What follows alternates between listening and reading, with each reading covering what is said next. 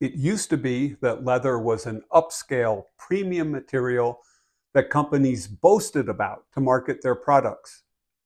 Who can forget Ricardo Montalbon promoting the soft Corinthian leather in the 1975 Chrysler Cordoba?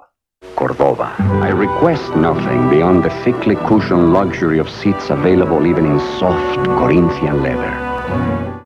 Laugh all you want, but it worked. The Cordoba was a tarted-up Dodge Charger, and that Charger was a shadow of its former self. But 150,000 Cordobas sold that year, 60% of all Chrysler sales, and 5 times as many cars as the Charger it was based on. For years, there were substitutes for leather, like Leatherette. What was it called? Leatherette in the Volkswagen. Fake leather was often called Pleather to reflect its role of trying to pass off plastic as the more exclusive product. In the past, boots and hiking shoes in particular were made of leather. After a break-in period, leather boots would stretch and mold to the contours of your foot and would wear for years, not the months of currently popular footwear. But times have changed. Recently, marketers have adopted the term vegan leather to describe what is usually plastic.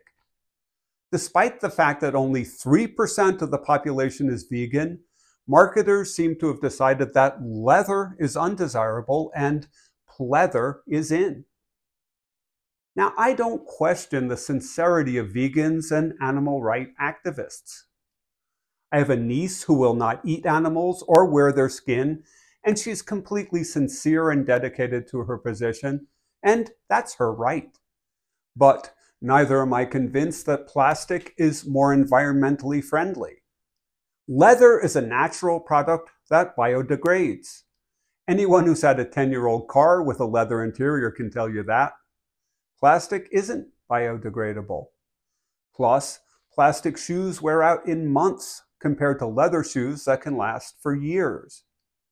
And finally, leather can be seen as a byproduct of the meat industry. To some degree, leather recycles what otherwise might have been a waste product. However, values have shifted. The Ultra Olympus 5 Gore-Tex seems to be leather, but it's nowhere identified as such. The Ultra website says nothing about the composition of the uppers of the shoe. In fact, their website gives a vague answer to the questions of whether the shoe is made of leather.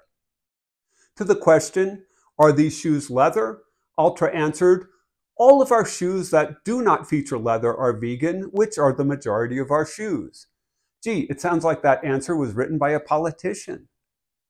When I bought the shoes, I assumed they were plastic, but when I received them, they looked like leather. I then went to the Ultra website, but I couldn't obtain any useful information. Then I thought, I'll look at the label. I mean, most shoes say leather uppers and balanced man-made materials. But it turns out this labeling is merely a manufacturing standard. All the US government requires is that the label state the country of origin. But after wearing the shoes for a while, it became more and more apparent to me that they are made of leather. Everything about these Ultra Olympus 5 Mid Gore-Tex shoes says the majority of the upper is made of leather. It looks like leather, it feels like leather, it crinkles like leather. And the final test for me is to dip it in some water and see if it absorbs water like leather. Let's go ahead and give that a try.